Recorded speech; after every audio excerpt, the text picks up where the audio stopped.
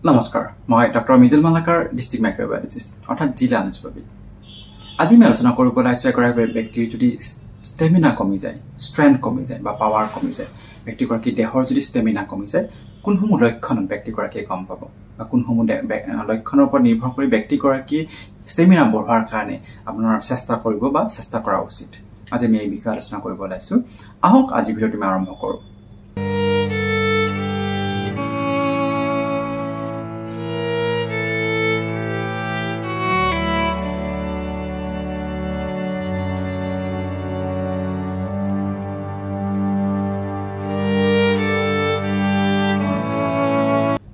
এগৰাকী ব্যক্তিৰ যদি ষ্টেমিনা কমি যায় বা দেহৰ যদি এনাৰ্জি কমি যায় ষ্ট্ৰেংথ কমি যায় অৰ্থাৎ তেখেত ৰোগত আক্ৰান্ত হোৱাৰ চান্স বাঢ়ি যায়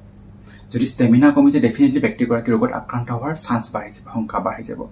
আমি সাধাৰণতে কি হয় যেতিয়া আমি কষ্ট কৰোঁ আমি যেতিয়া এক্সাৰচাইজ কৰোঁ বা যি ধৰণৰ কাম কৰোঁ হেভি কাম কৰোঁ বা কষ্টকৰ কাম কৰোঁ তেতিয়া আমাৰ দেহৰ পৰা ঘাম ওলোৱাটো স্বাভাৱিক কথা কিন্তু এগৰাকী ব্যক্তিৰ যদি ষ্টেমিনা কমি যায় কোনো কষ্ট নকৰাকৈ ব্যক্তিগৰাকী দেহৰ পৰা ঘাম ওলাব কোনো কষ্ট কৰা নাই ব্যক্তিগৰাকী দেহৰ পৰা ঘাম ওলাব ব্যক্তিগৰাকীৰ ভোক নালাগিব এনেকুৱা ফিল হ'ব যে দেহৰ ভোক লাগা নাই পেটটো ভৰিয়ে আছে এনেকুৱা ফিল হ'ব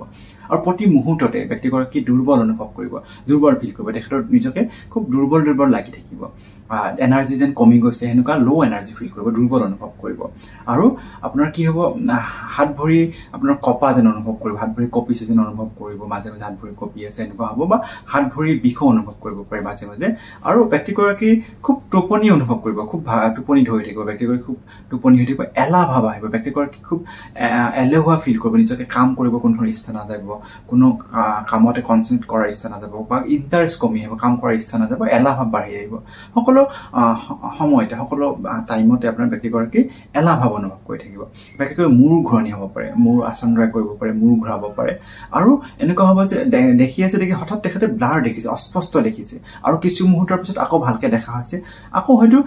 কিছু মুহূৰ্তৰ পিছত বা এটা সময়ত আপোনাৰ অস্পষ্ট দেখাব অলপ সময় কিছু মুহূৰ্তৰ কাৰণে এই লক্ষণসমূহ যদি এগৰাকী ব্যক্তিৰ দেহত দেখা দিয়ে নিশ্চয়কৈ ব্যক্তিগৰাকীৰ ষ্টেমিনা কমি গৈছে তেখেতে ৰোগত আক্ৰান্ত হোৱাৰ চান্স তেখেতৰ বাঢ়ি গৈছে অৰ্থাৎ তেখেতে যিকোনো মুহূৰ্তত নানা ধৰণৰ ৰোগত আক্ৰান্ত হ'ব পাৰে গতিকে ষ্টেমিনা বঢ়োৱাৰ কাৰণে তেখেতে চেষ্টা কৰা উচিত ষ্টেমিনা বঢ়াবলৈ কি কৰিব এইমতে মোৰ এই বিষয়ে ভিডিঅ' আছে ইতিমধ্যে ইউটিউব চেনেলত আপুনি সেইটো চাব পাৰে আজিলৈ এইখিনি পৰৱৰ্তী পৰ্যায়ত আকৌ এটা বেলেগ বিষয়লৈ আপোনাৰ সন্মুখত প্ৰস্তুত হ'ম ধন্যবাদ নমস্কাৰ